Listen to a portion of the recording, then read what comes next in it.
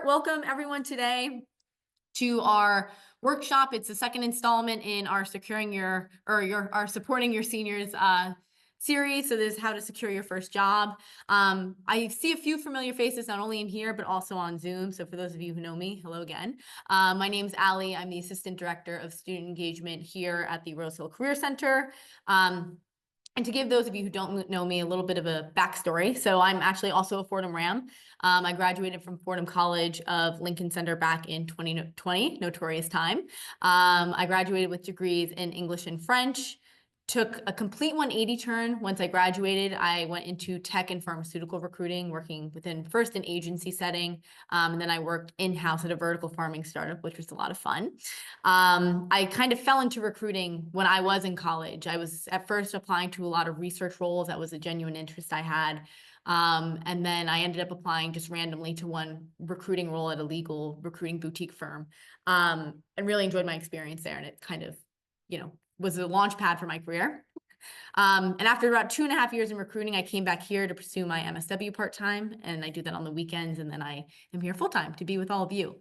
So if there's anything that short intro hopefully has inspired is that your career path will likely never be linear. You're always going to be going in many different directions, but as long as you know what your strengths are, what your transferable skills are, you will be set to go. And sorry, I'm just going to be checking the screen to make sure we're admitting people properly. But the reason we really wanted to put this topic in our Supporting Our Senior series, so securing your first job, is because everyone knows that in order to land a job, you need to apply for roles, obviously, right? But most people, especially entry-level candidates, assume that a successful job search is primarily a numbers game alone, right? Like if I keep my foot on the gas pedal and just keep going, I'm bound to get a role at some point. Which for the most part is true, but that could be thousands of applications later, and that's not what you want it to be. You want to be saving your time or saving as much time as possible. And I remember that I had this mindset when I first graduated from college. Any role that I deemed I was somewhat qualified for, was somewhat interesting, is what oh, the recording will be sent to you all after. Sorry. I wanted to make sure by checking the chat that no one was not hearing me. The recording can be sent to you all after, yes. But anyways, yes, I took this approach when I was on the job search in terms of just applying to any role that I was somewhat qualified for, that I was somewhat interested in, rather than really being strategic and making myself an active participant. I became a passive participant, right? The pool of candidates in just this job market is too large to just be kind of blasé. I think the average job posting gets around 250 applicants before they accept someone for a position. So in order to make sure that you're a standout candidate, you need to make sure that you're creating a well-crafted and strategic job search, so that you know what your value proposition is, and so does the employer. So there are in this presentation, we're going to be walking you through 3 defining factors of an effective and strategic job search. I'm going to be switching in and out of this presentation to show you external links, because I think just walking through things in real time is a lot more effective than me just word vomiting that information at you. So those 3 factors are, number 1, the personalization of your application materials and your approach to the interview process. So the application materials being primarily your resume and cover letter, potentially a CV if you're looking to go into more academic positions, and then your interview. So a lot of people when they're applying for roles, they don't realize that the answer to nearly every question they have is in the job description. We're going to be talking about why that is later, but just keep it in your periphery. The second thing is participating in consistent and intentional networking. So not just applying for hundreds and hundreds of roles alone, but applying for those roles while balancing that out with continuously reaching out to alumni, attending career fairs and other employer networking events, joining professional associations and organizations, right? And a lot of that starts with reframing and reshifting your mindset around networking. I think a lot of times I hear students who come to the Career Center and they'll say, networking isn't authentic. I don't know how to sell myself. I hate selling myself. I don't know what to talk about with someone or how I could give value in a networking, position. Networking is something that is continuous that you're going to do throughout your life. And if you think about it, we're kind of all networking right here now. So it's really about shifting that mindset, shifting the corrupted image that has kind of come around networking. And we'll tell you all how to do that in a moment. And the third thing is managing expectations and maintaining motivation during the job search.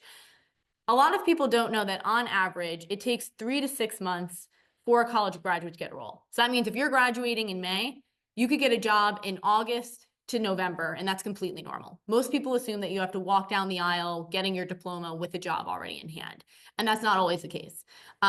So don't feel pressured, especially I know like Gabelli, sometimes those students are like, and there may be on this call some Gabelli students where you're getting that offer a year in advance. That is not the case for all students, right? So just keeping that in mind and managing expectations when you're on the job search. Okay. So the first thing we're going to talk about in regards to personalizing your application materials is applicant tracking systems, or ATSs. Has anyone either on Zoom or in person here heard of applicant tracking systems, or ATSs? Yes. Okay, a few people. No? Okay. And I know from Zoom, I haven't seen many hands up here, but so a lot of people assume when they're applying for a role that your resume goes into a company's database system, a recruiter finds it, looks at it for 6 to 7 seconds, which is all they're going to spend on your resume. And then that's what determines where it goes in the hiring process. But really what happens is a good 85 to 90% of companies use what's called an applicant tracking system, or ATS. And that's just a piece of AI. It's a computer software program that automates the hiring process. And what that document, or what that software program will do, is once your resume is uploaded into a company database, it'll scan your resume, scan the job description of the role you applied for, and based on the strength and alignment in the languaging of those two documents, that's what determines if it goes to human eyes. So if the word collaboration is listed 7 times in the job description, but nowhere in your resume could get put to the side. If you use the word teamwork, which is a synonym of collaboration, that's on your resume, but it's not on the job description, they use collaboration, that goes pushed to the side. ATSs don't even pick up on synonyms. You have to be very exact and precise in the way that you're articulating your experience. So a lot of people will apply to jobs. Who here has gone through a period of their job search where they've applied with the same resume for every role? We're going to scratch that practice and method moving forward. Every resume in some way has to be aligned with the job description. And we'll tell you in a minute how you can make that easier for yourself, because I know upon hearing that, you're thinking, how in the world am I going to tweak a resume for every job description I work with? I promise you, once you get further into the internship and job search, it gets a lot easier. But in order to know, right, how to tailor your resume, you need to know exactly the roles you're applying to. So a lot of people will just say, they'll come into the Career Center, I like communications, and I'll be able to apply to any role that, offers communications. Okay, that's great, but within communications, there are different things, right? There's content creation, there's brand marketing, there's partnership strategy, there's all these different areas. What I would recommend doing is narrowing down like 5 ideal job titles or industries of interest to you, and sticking within that when you're on your job search. The reason for that being, you'll be able to tailor your application materials a lot more succinctly, right? So if you're an English major, and I'm just making this up hypothetically off the top of my head, you decide, I want to go into editorial assistant roles, marketing coordinator roles, and maybe one other type of role, right? There are only 3 different buckets of your resume that you really have to create, and the overlap in the languaging of the job descriptions for each of those areas is going to be pretty similar. So you won't have to do a lot of tweaking on the resume. The cover letter always requires separate tailoring, which we'll discuss later. But really honing in on the titles and industries of interest to you will be helpful. And we have this really great job search tracker. I could show you in a minute where to find it on Handshake, when I show you also where to find our resume templates and cover letter templates on Handshake. But what I would recommend doing is, if you really have no idea, what are the job titles that I really want to apply to, start creating a visual reference for yourself. All the job descriptions I see on Handshake, all the job descriptions I see on LinkedIn, what are they? Can I list them out here? And then that should hopefully, by a visual reference, help you in seeing what types of job titles you're generally interested in and want to apply to. And there are a few things from here. So let's say you just generally have no idea what it is I really want to do with my major, which hopefully most of you as seniors are not figuring out that question, but you may be, right? Maybe you switched majors later or transferred into a different school. So we have a few of these resources on Handshake, and this will be where I go out to show you a few of them. So if we go to Handshake here. Okay, I'm sure you all are familiar with the Jobs tab. The Career Center tab on the left-hand side here is your best friend for 2 reasons. Once it loads, number 1, you could book an appointment with a career counselor at any time here. You could book an appointment as frequently as you want. I encourage you all not to abuse that. Please do not book more than 1 appointment with us per week. But if you're a senior and you wanted to do progress updates with us, where you say, okay, when I meet with Allie this month, I know I want to focus on how I could better tailor my resume. Okay, and then when I meet her the next month, I know I want to focus on this. We're happy to meet with you on a monthly basis to do those types of progress reports. So that's one. The second most important resource under this tab is the resources tab. And that's where we're going to find some of those resources that I just showed you over here in terms of what could help you in figuring out what titles and industries are best fit for you. So the first one we actually don't even have to type in. It's right here. It's Career Explorer. Who here has taken like the MBTI, like the 16 personalities test? Anyone? A lot of people in person. Okay. Some people potentially on Zoom. Career Explorer is a little bit like that, where they'll ask you personality-based questions like, would you rather go out or stay in? Would you rather do this activity or that activity? And that'll give you usually, they have those answers, they'll give you a result of what career paths are the best fit for you and what niches, what titles within that career path are the best fit for you. So this could be a good way if you're like completely lost in terms of figuring out what job titles you want to pursue. But then we also have a really nifty resource here called What Can I Do with This Major? I usually will recommend this to students, first-year students who are genuinely trying to figure out what major should I pursue and why. But the one reason why I will often recommend it to seniors as well is because, let's say, what's your major here? Journalism. Okay, great. So we'll go to journal. For those of you who may have not heard on Zoom, someone in person said their major is journalism. So we're going to go to communication. We're going to go to journalism. And you'll see here they have all the different career paths you could pursue with a journalism degree. Now, what I find is really helpful is if we go under one of the tabs, right? They'll give you all of these career paths. This is helpful because you know what the interest is articulated as a title. Sometimes you have no idea. I remember when I was in recruiting in college, I didn't know that recruiting also went by talent acquisition and human resources. And I was only looking for recruiting roles when I really should have been typing in talent and human resources as well to see what my options were. So this gives you an idea of the types of roles and job titles that you can be exploring. And then if I go back here, type focus is very similar to Career Explorer, so I won't go too deep into it, but you can actually have your career type focus is a little bit more advanced in Career Explorer in that you could actually go and have your results analyzed with a career counselor who's specialized in that certification. So definitely would recommend it if possible. And then finally, your application materials yourself. So what I have up here is a resume and cover letter that are both applicant tracking system friendly. So applicant tracking systems, in addition to being very keyword sensitive, are very format sensitive. They don't like tables. They don't like aesthetically pleasing things like graphics so you want to make sure that you're making it as kind of neat and conservative as possible. An ATS reads like a human eye reads. They read from left to right. So just like a document like that. And you can see generally here, I will usually recommend, I know that some people you'll get varying opinions on this. My opinion as someone who is in recruiting is that as an entry-level candidate, it's important to keep your education section at the top. The reason for that being is that it contextualizes to an employer that your education is the most recent experience you have. If they start by reading your experience section, they'll think, this person is applying for an entry-level role, but they've only had this one part-time position. Whereas when they see education first, it contextualizes to them, oh, they had this part-time position because they've been a full-time student for the past 4 years. So you can include education first. In order to get those keywords in that the job description is looking for, if you feel that's lacking in your experience section, I think a relevant coursework section could be very important for you. So if you, for example, with a journalism degree, want to go into like broadcast, whatever it is, right? If you have a class that fulfills that like title requirement, you could put that onto your resume as well. In terms of your experience sections, you'll briefly see here we have a relevant experience section and an additional experience section. So I have a lot of students when they're in career counseling appointments with me who will say, I had this one great internship last year, and now I'm participating in a club leadership position this year. But I really want to put the internship position at the forefront of my resume, but it's not the most recent experience. So you have to remember on a resume, everything goes in reverse chronological order, which means from present to past. So technically, if that experience was a year ago, they would have to put it underneath whatever they're currently doing. And with that, I would say is, well, if you created a industry-specific experience section, like a marketing section, let's say, if it was a marketing internship, you can include just your relevant marketing experiences and then include something like a leadership and extracurricular section, which is where you list out all of your club organizations and involvement. Maybe I'm I'm trying to think, any like part-time jobs you held over the summer, like waitressing or whatever it may be, right?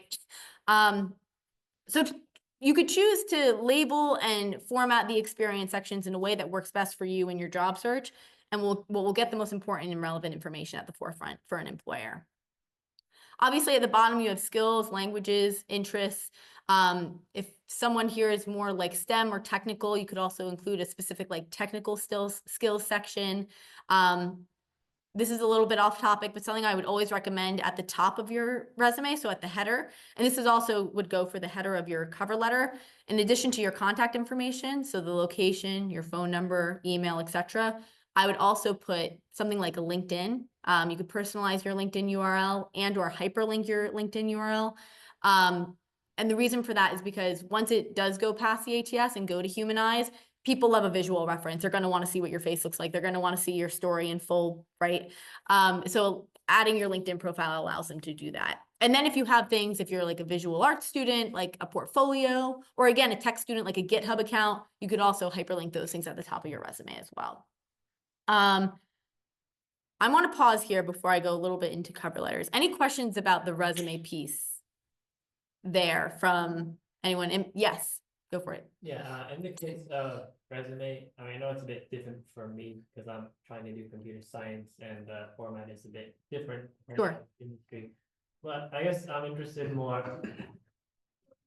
Is there like a select format that you should do? Because in general, what I have is, I've heard of people do education at the bottom. I've heard of people do like 2 pages of resume. Never do 2 pages of resume unless it's a CV. So if anyone here is, I don't know if anyone heard that one person who's in person is a computer science student was saying sometimes they put the education section on the bottom, which is okay, that's a personal preference, or they make the resume 2 pages. Your resume, if you're applying just for like a corporate role or anything that's outside of academia, should always be 1 page. If you're applying for an academic or research role, you then are allowed to go into multiple pages, but that would be a curriculum vitae, not a resume, which establishes your scholarly identity rather than your professional identity. But anyways, continue with your question. I'm sorry. No, it's fine. Yeah.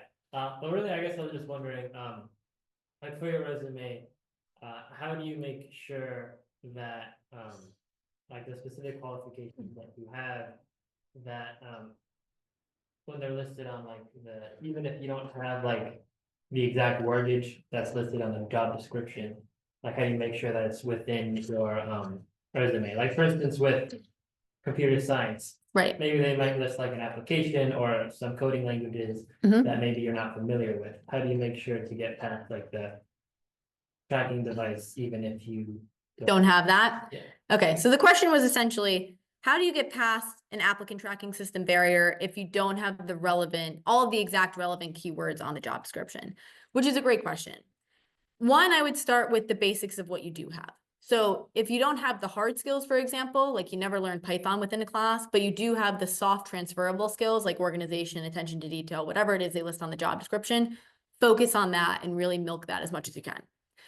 But I would suggest, especially because you all do have some time until you graduate, maybe looking into a Python class, if that's like relevant to you, like maybe looking into a certification process or even a course online that could help you out with that. You've heard of Forage, correct? Yeah. Is everyone else here familiar with Forage to some degree? Okay. I could show you all Forage when I show everyone the resume templates, but we have a resource called Forage on Handshake that is very helpful in helping you get free certifications that will give you relevant skill sets in very specialized areas that you could then market on your resume. And actually they give you the resume content bullets that you could put on your resume. So that's what I would suggest, is kind of getting that information from elsewhere. But in the meantime, obviously don't pause your search while you're getting those skills under your belt. Focus on the soft skills that you can. Yeah. Anyone else? Okay, so I'm gonna go out of here for a moment just to show you all. So in addition to what we have on this screen, there's a way that you all can access these applicant tracking system safe, friendly documents.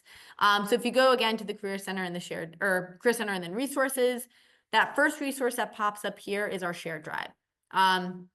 So the shared drive is kind of like the holy grail of the Career Center. All important information is housed in here.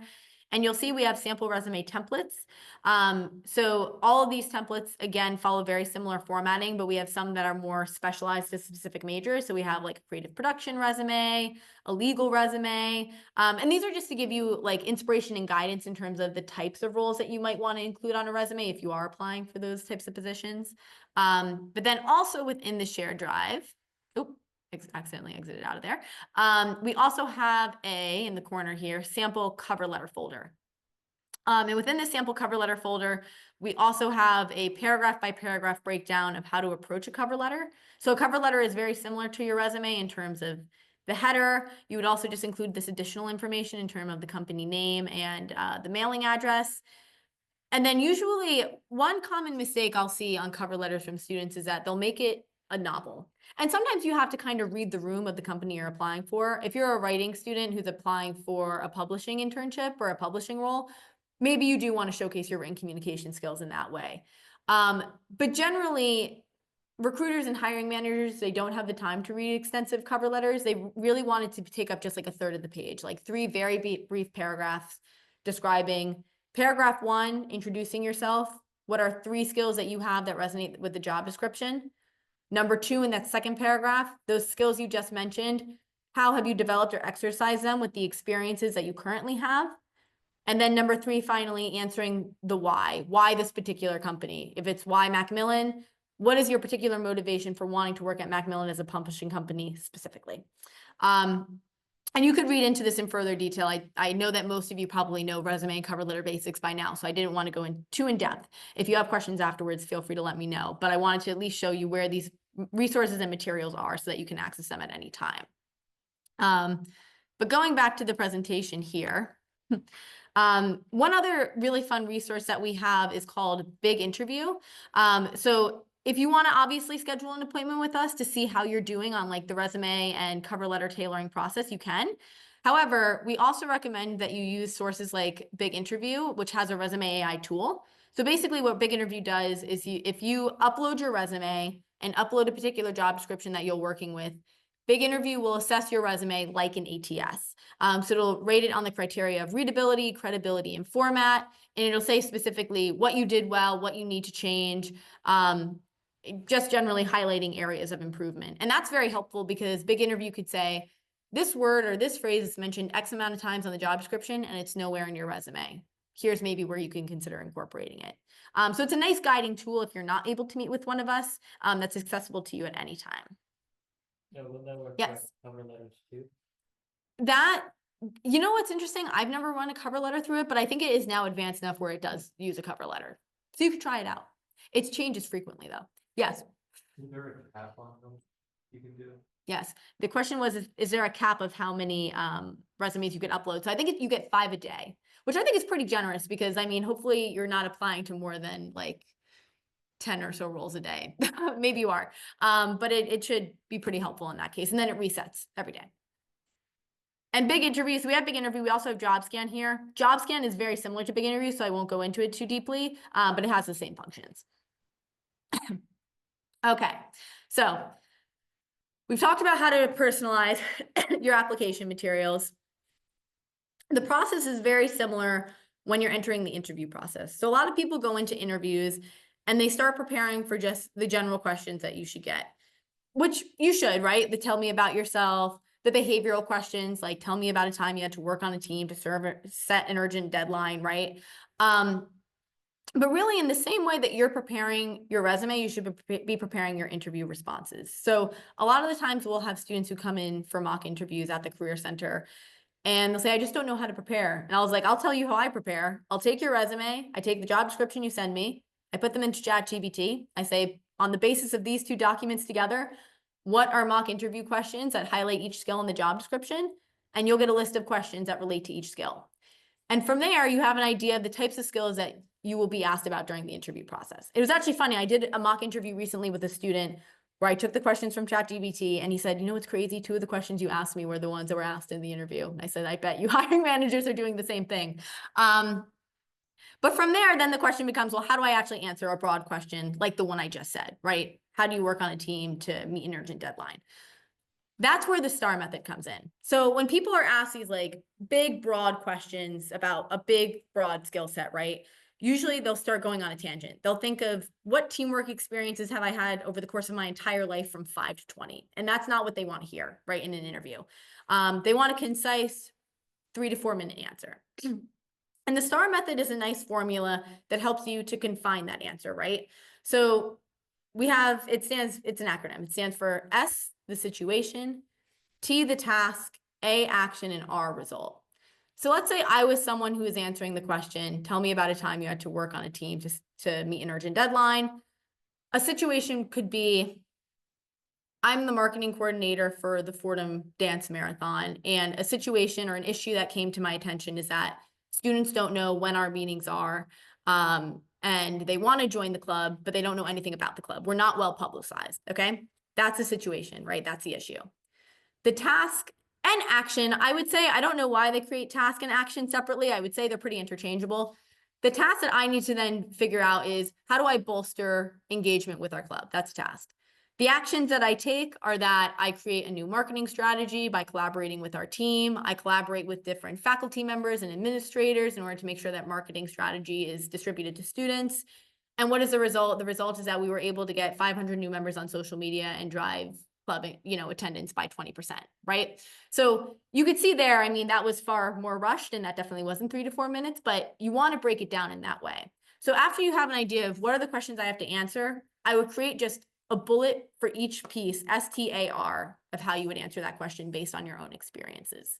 And that's a very brief overview of interviews. Interviewing could be a whole workshop in and of itself. So if you all want to make an appointment to discuss interviewing in more depth, I'm happy to do so, but wanted to give you the cliff notes in terms of how you can personalize and tailor your answers. Okay. All right. Moving on for the next piece. So factor number 1 in your strategic job search is personalizing your application materials and your approach to interviews. The second thing is participating in consistent and intentional networking.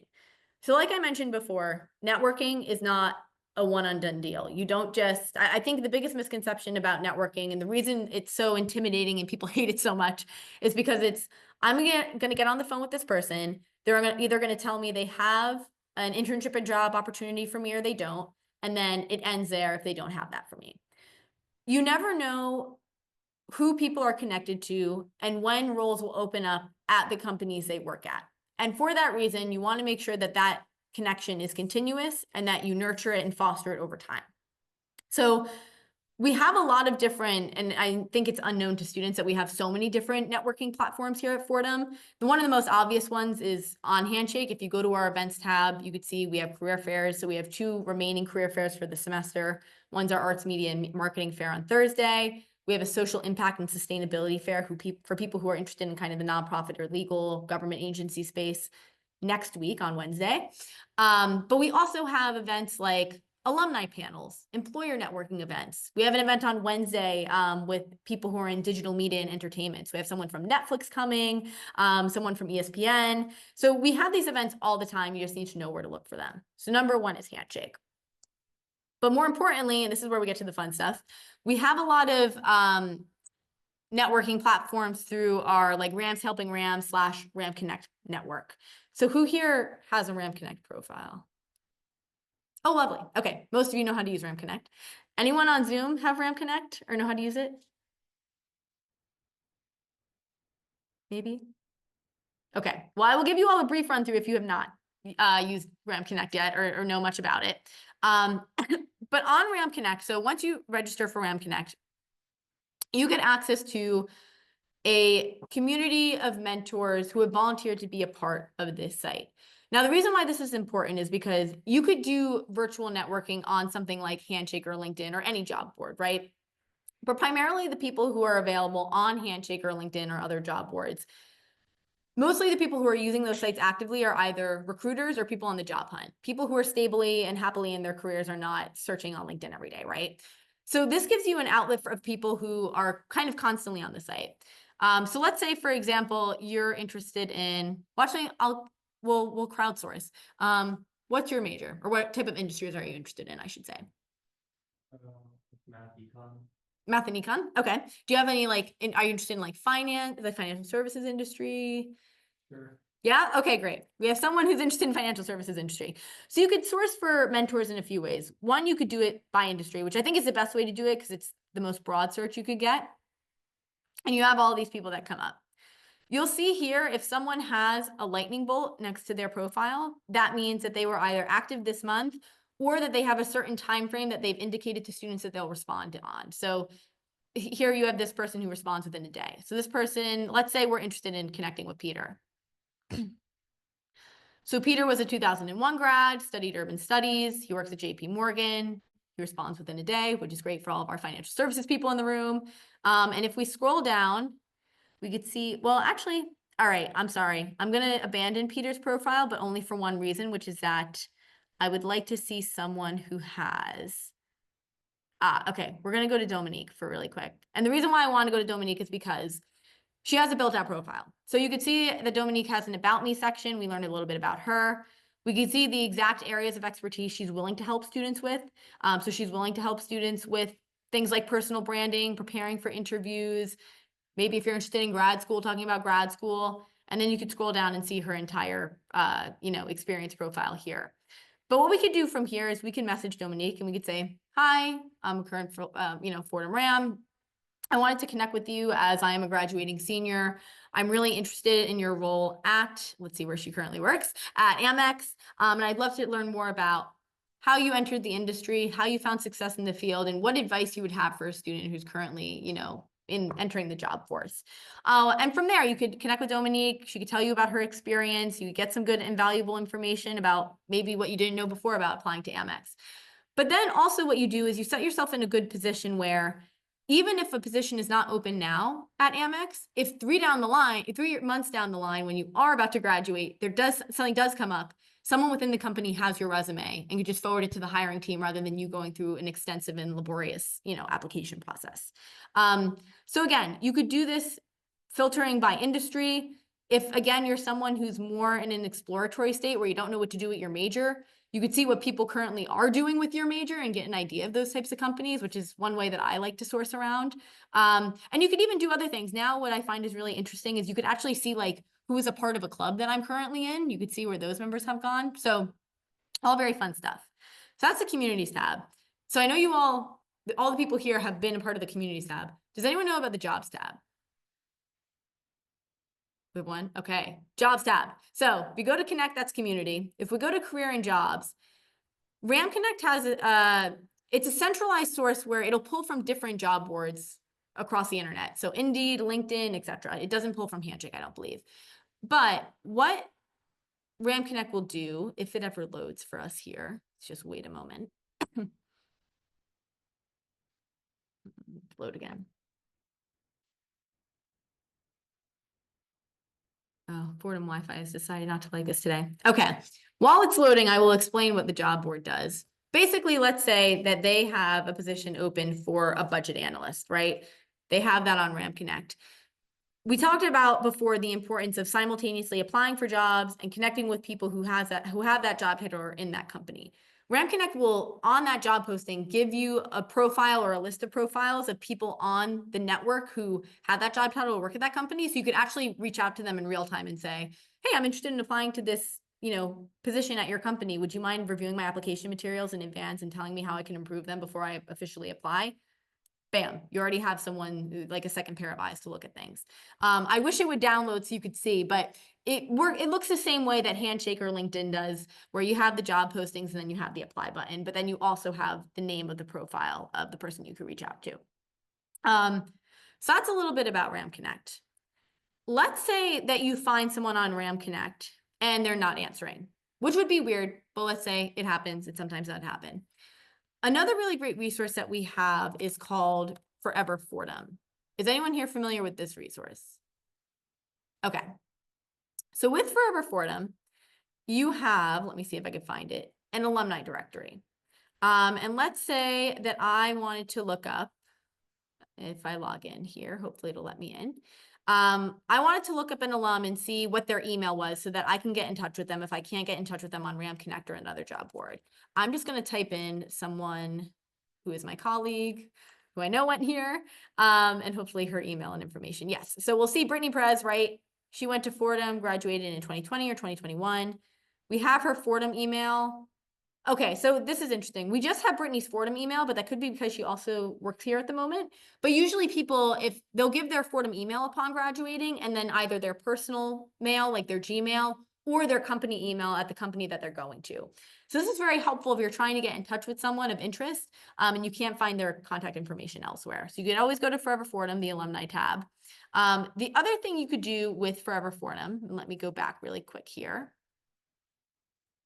is, if it lets me. Yes, okay. So I'm going to type in here affinity groups. So again, I told you all on RAM Connect that you can also look for people who are in the same or similar types of student organizations or clubs as you. You can also find affinity groups for those clubs. So you'll see they have, like, let's see, student government and alumni chapter, Asian American and Pacific Islander chapter.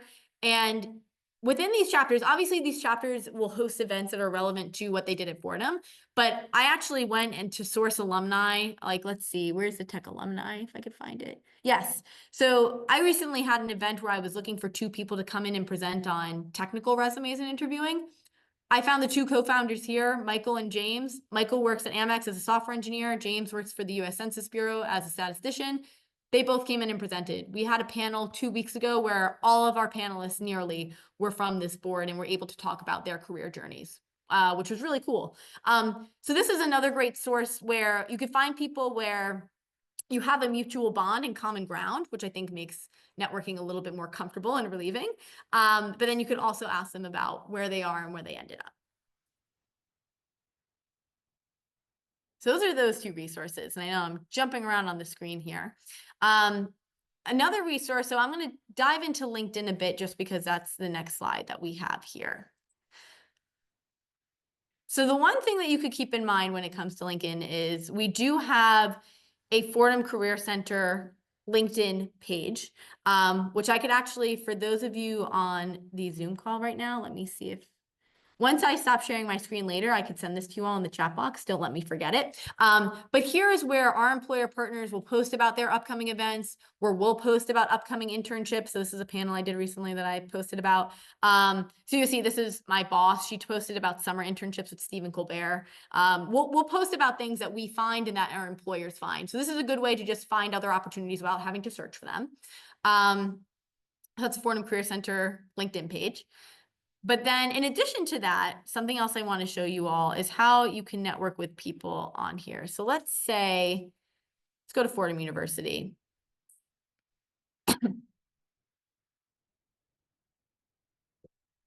So this is available with any company LinkedIn page or any institution LinkedIn page like Fordham or your high school or whatever it may be. If you go to the alumni tab, let's say again, you're an econ major, you said, right? Perfect. Okay. So we're going to go to what they studied, which is economics.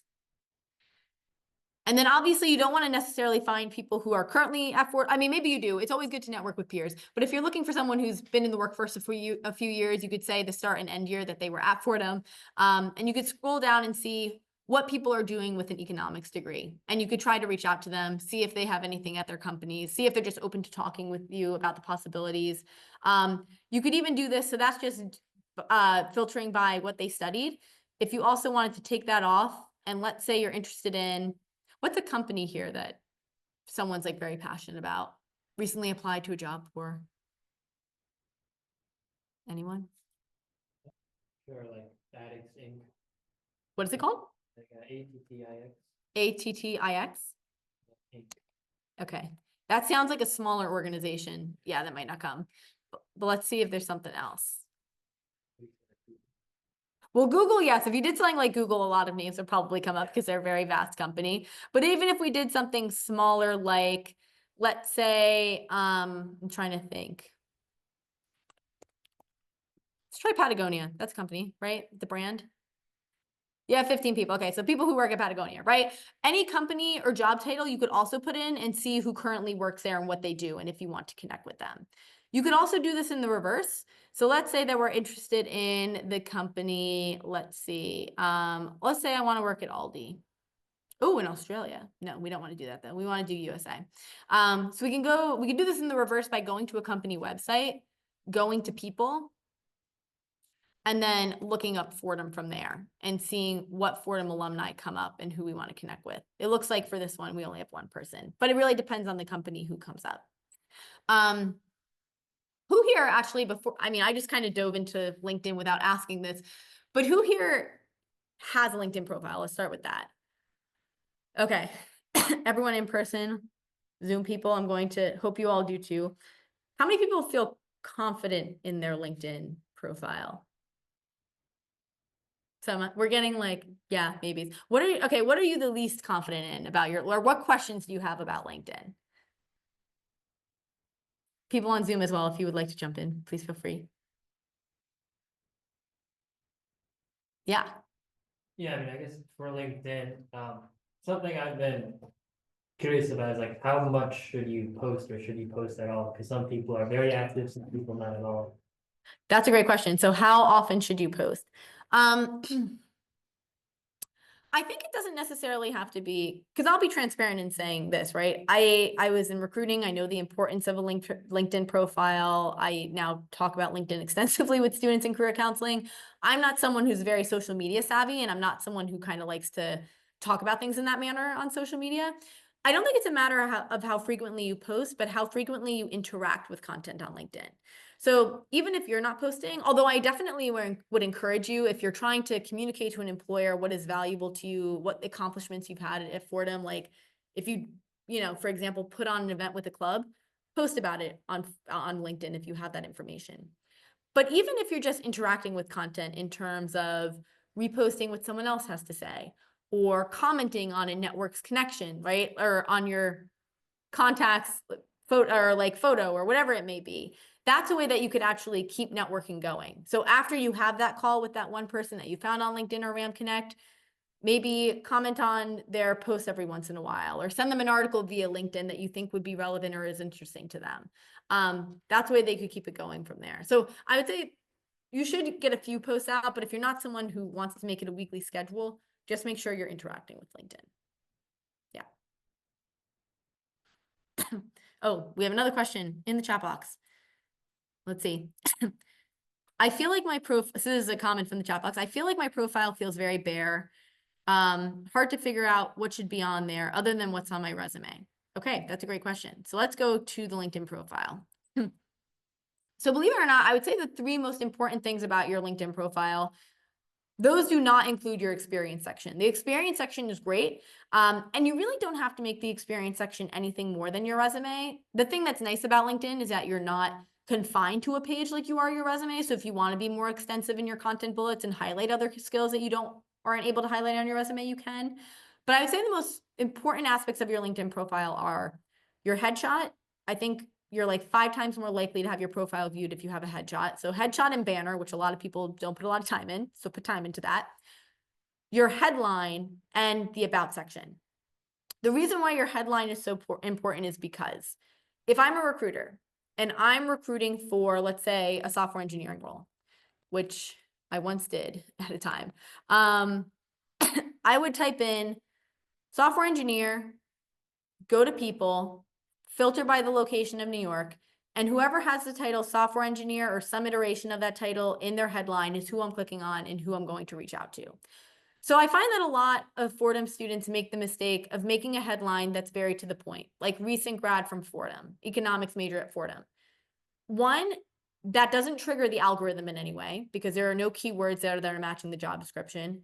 2, you're describing an experience that thousands of students have, right? 6,000 people are also like recent graduates from Fordham. So you want to make it either title-based or skill-based. So I'll ask you, for example, what clubs are you a part of on campus, or maybe what internships or past experiences do you have? Sure. So mainly I'm a part of like 3 clubs. Okay. For one, I'm a part of the Computer Science Society. Computer Science Society. Okay. There's also a cybersecurity club I'm a part of, and then the fitness club we also do. Okay. Do you have any like leadership or leadership roles there or think? Okay. Yeah. For the fitness club, I'm the treasurer, and then I plan events for the cybersecurity society. Okay, perfect. So maybe we just had someone in the room who said that they are part of 3 clubs on campus. One is with the Computer Science Society. So I remember you had asked the question before of, how do I get relevant stuff on my resume if I don't have that relevant experience? Being a part of the cybersecurity club and wanting to go into fintech is relevant, right? So maybe in your headline, you want to say event coordinator at Computer Science Society. And that gets the word computer science in your headline, which is already important. You could even say, like, I know that there are some people who maybe don't have executive board roles or don't have a formal internship title, but they do a lot of communications or outreach work for a club on campus. Call yourself a communications professional. You, in fact, are a professional practicing communications if you're doing that for a club on campus. So get creative with the things that you're highlighting. Try to think in terms of skills. And you can make your headline, as you can see with mine, it doesn't have to just be one word. It could be a 3 or I wouldn't go more than 4, 3 or 4 pronged approach. Yes. Of course. For what I have and what I see a lot of people have, like especially students, Yep. they say like what their major is in their student. Like for instance, I might have like philosophy and computer science student, Right. and then a bunch of people have like economics and math student, for instance. I guess what I'm saying is that it's not hurtful to include, if you're a journalism student and you want to go into reporting, by all means, include journalism in your headline. But if you're a philosophy student and philosophy is not helping you get a fintech role, make the headline more skill-based. I'm not saying erase your philosophy identity, because that will obviously show in your resume and it's going to show in your interview as well, which is great. But you want the headline, the purpose of the headline is to attract recruiters to your profile. And the main way to do that is by satisfying their job title, the exact title of the job to some degree. So that I would say is the headline. So you have to have a photo, you have to have a headline, and then you also have to have a good about section. And actually, I could show you all right now. They have a really great article. And again, people on Zoom, don't let me forget about sending this to you all. I'm also going to send this to you all, in-person people. But they have a few, if you just looked up LinkedIn About Me section, they have a few really great examples of About Me sections that have worked really well. Some you could keep more short. You can make it just an introduction, a brief explanation of your professional experiences and where you want to go. I would say that's the general formula that you could use, right? Introduction, transferable skills, career aspirations in the industries you want to go into, so that employers are clear on that. But if you want to be a little bit more creative, like this person, for example, I love selling brands. I hate selling myself. So here's 6 quick things about me and my work, in and out, nobody gets hurt. And then she talks about 6 accomplishments, 6 things that she's done, 6 things that she's interested in that an employer should know about. So it could really be as creative or to the point as you make it. It really depends on your field of interest. But do fill out that about section, because once you go to your LinkedIn profile, if a recruiter goes here, the first thing they're going to see after your headline is going to be that about section. And then if we scroll down past experiences, obviously you have your education, so you can include activities, societies, club stuff there. You can also include club stuff in the experience section if you were in an e-board position. I would just make sure to list that out. And then we also have licenses and certifications. Who here is aware of the fact that you get free LinkedIn Learning account? Okay. So this is no fault of your own. If you go to the Fordham University website, right? And you go to login and then my apps. Why this is only under the for employees section is beyond my understanding. I don't work for Fordham IT. Okay. But if we go to for employees, you're going to see LinkedIn Learning. If your LinkedIn account is associated with your Fordham email, which you could easily switch, if it's currently associated with the Gmail, you could switch it so it's associated with your Fordham email. You will be able to download LinkedIn Learning, and that will populate in the upper right-hand corner of your LinkedIn profile. Okay. And what LinkedIn Learning does, so LinkedIn Learning has a ton of e-learning courses in various areas. So if we go to content, we could see they have business courses, tech courses. So let's say you wanted to take, for example, a cybersecurity analyst course, to put that on your LinkedIn profile or resume, you could do that.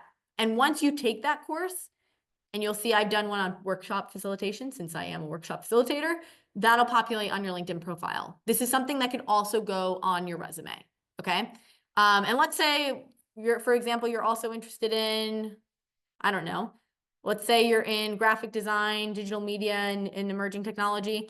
They have classes for that, right? They have classes for nearly anything, soft skills, technical skills, and beyond.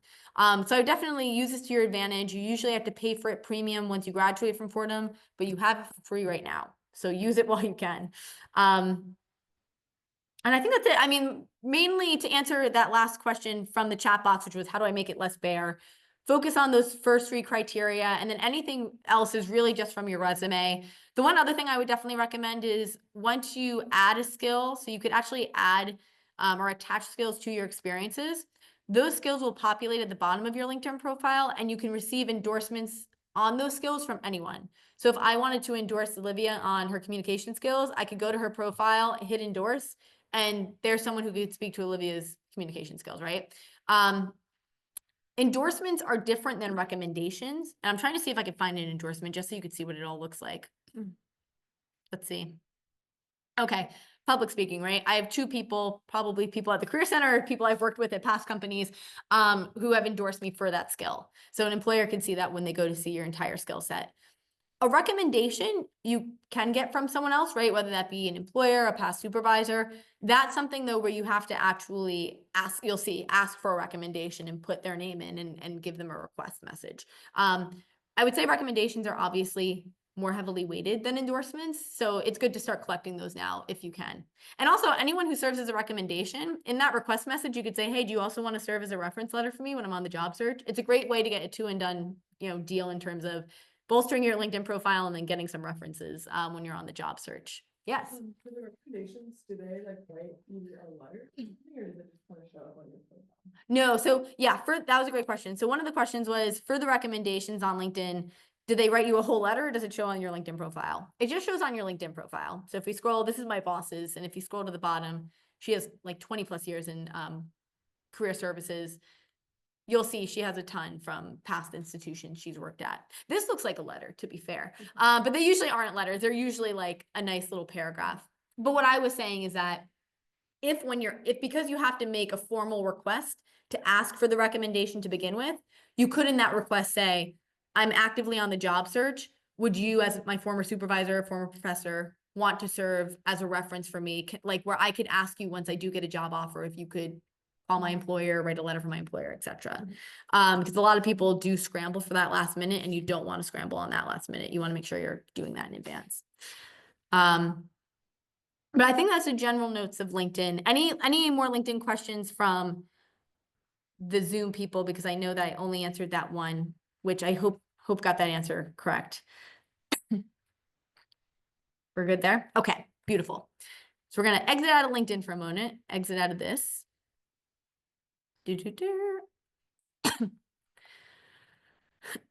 Okay, so last note I kind of wanted to make, which I think I already answered in maybe your question, which is how do you kind of maintain meaningful connections with network or people you network with?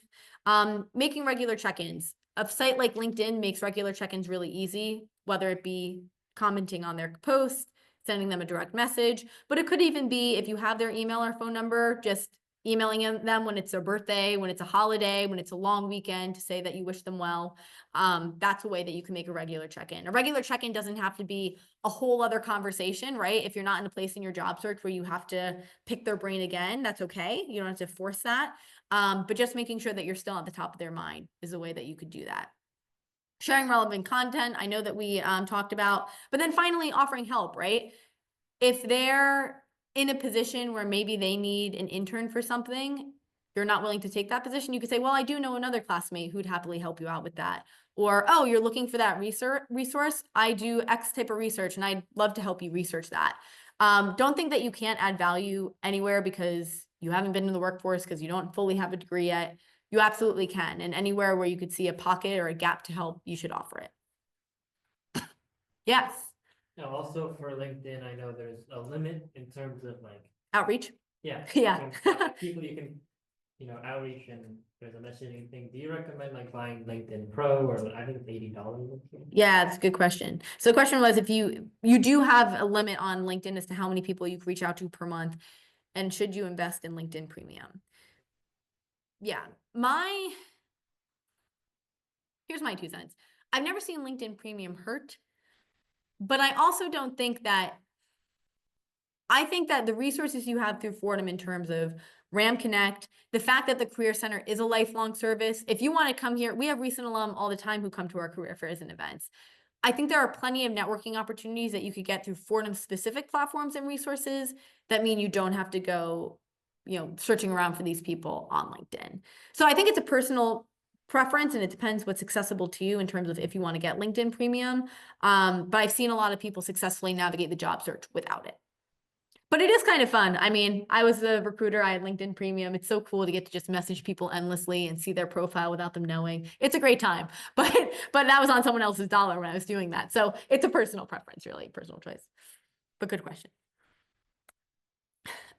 Okay.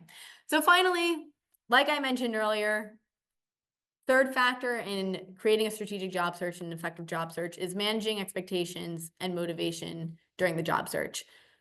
You're going to hit a wall. You're going to face obstacles. The job hunt is really difficult. But there are things that you could lean on for support and for assistance. So one, I know I mentioned in the beginning, you can make an appointment with us at any time regarding any professional development matter, right? Upon graduating, so I'm going to put this up if anyone wants to scan this. We have what's called a first destination survey, which is where we collect senior data regarding where you're going post-graduation. You should start seeing this QR code ad nauseum in about a month or so. So you're getting a sneak peek preview now. But let's say you secure a job, you could put that information in there. If you do not, you could indicate that you're still seeking. Any still seeking student in our first destination or FDS caseload, we will reach out to them after graduation with like a specific newsletter and resources to help them on their job search. We also call you every month or so after graduation if we see that you're still seeking. You're assigned a specific counselor who is there to support you once you graduate, and you'll have access to them at any point in time. Usually you'll get their information probably around June, just because right after you all graduate, we're still collecting the data and seeing who's still seeking, who's going to grad school, who has a full-time job. But if you do need us, and you indicate on this survey that you're still seeking, we will be of service to you and here to help you. And like I said earlier, that's the case for as long as you live. The way I got this job at the Career Center is because I was out of work 2.5 years ago. I came to get my application materials reviewed by a career counselor, even though I was years out of graduation, and I ended up getting this job and being able to pursue grad school in the interim as well. So we are here to support you if you need it. That's the FDS code. You will be getting it a lot in the next few months. But like I said earlier, on average, it takes 3 to 6 months to find a job post-graduation. So first and foremost, the way to manage expectations is to really just set realistic goals and create a routine and a schedule for yourself. The way I see people get burnt out often on the job search is they'll say, Monday to Friday, I'm applying for roles all day until I get something. You will absolutely kill yourself doing that, right? So maybe Monday you say, on Monday, I'm going to reach out to the few people on LinkedIn that I have allotted for the month, right? I'm going to reach out to those people. I'm going to interact with their content. Monday is LinkedIn day. Great. Tuesday and Wednesday is going to be my job application day. That's when I'm going to sit down and send out 5 to 10 applications for these X amount of roles that I've kept in my job search tracker that I really like. Cool. We'll say Thursday maybe is a day where you do informational interviews, maybe connect with people on RAM Connect. And then Friday's your chill day. Friday's a day where you give yourself a nice pat on the back for all that you've done for this job search, and then give yourself some days off. If you take it just full guns blazing, you will burn out. So make a schedule for yourself, create a routine. I've seen a few students who have done where they've created actually like job search groups where they maybe all econ majors, they do a little job search group. It's very helpful when you have other people to kind of bounce ideas off of and also hear that they're in the same place. Also making sure marking your achievements, celebrating small victories. I'll meet with so many students and they'll say, I've gotten nowhere in my job search.